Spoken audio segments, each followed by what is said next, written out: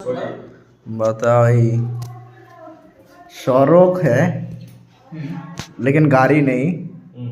उसके बाद जंगल है, पेड़ नहीं। शहर है लेकिन घर नहीं। कौन सा जगह है? बताओ, सोचो सोचो। और एक बार रिपीट करते। सड़क है लेकिन गाड़ी नहीं है, ठीक है। जंगल है लेकिन पेड़ नहीं है। शहर है, घर नहीं है। कौन सा जगह? सोचो सोचो। दिमाग दिमाग।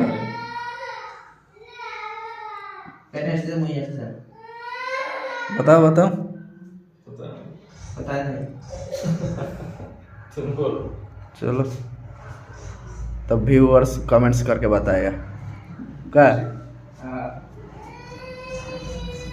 चलो, तो सिलेंडर सही बात। सिलेंडर है। ये दिखता है, बोलो सिलेंडर। सिलेंडर